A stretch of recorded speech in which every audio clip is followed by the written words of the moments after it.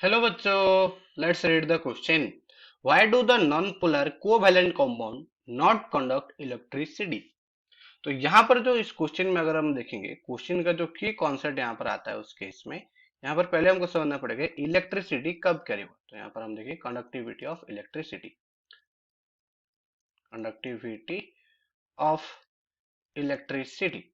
अब इलेक्ट्रिसिटी जब यहाँ पर अगर हम कैरी करना है तो यहाँ पर हमको चाहिए उस केस में फ्री इलेक्ट्रॉन या फिर एक्स्ट्रा इलेक्ट्रॉन उस केस में हो जो फ्रीली उस केस में मूव कर सके जब यहाँ पर इलेक्ट्रिसिटी हम पास करेंगे।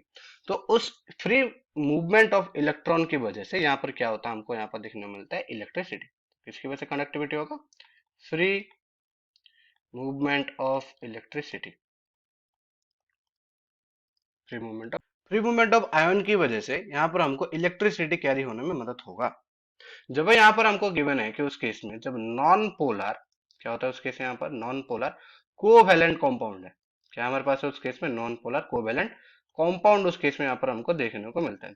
अब ये जो पहले हमको समझना पड़ेगा कोवैलेंट कंपाउंड होते क्या है। तो कोवैलेंट कंपाउंड वो कंपाउंड होते हैं जिनके एटम के बीच में उस केस में क्या होता है, जब हमको देखने को मिलता है उस केस में यहाँ पर हमारा कोवैलेंट बॉन्ड हमको देखने को मिलता है। तो in atom covalent bond is present, covalent bond is उस केस में हमको यहाँ पर क्या है उस केस में हमको देखने को मिल रहा है नाउ। अब इस केस में कोवैलेंट बॉन्ड क्या होता है कि यहाँ पर जो इलेक्ट्रॉन होता है उस केस में हमारे यहाँ पर वो इलेक्ट्रॉन को यहाँ पर शेयर किया जाता है। तो यहाँ पर क्या होता है, हमको देखना होता है share pair of electron, share pair of electron between atoms, between atoms, उस केस में उसको हम कहते हैं कोवैलेंट।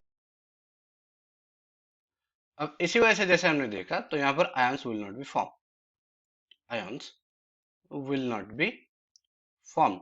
अब जैसे हमने देखा यहाँ पर नॉन पोलर कोवैलेंट कंपाउंड में शेयर पेयर ऑफ इलेक्ट्रॉन होने की वजह से हमको आयंस देखने को ही नहीं मिलेंगे, और आयंस की वजह से ही क्या होता है कंपाउंड उस केस में इलेक्ट्रिसिटी कैरी कर सकता है। तो यहाँ पर due to absence of, due to absence of ions,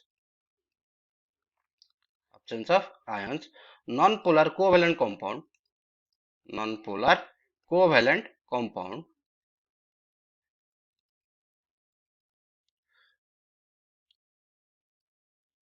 will not carry, will not carry electricity।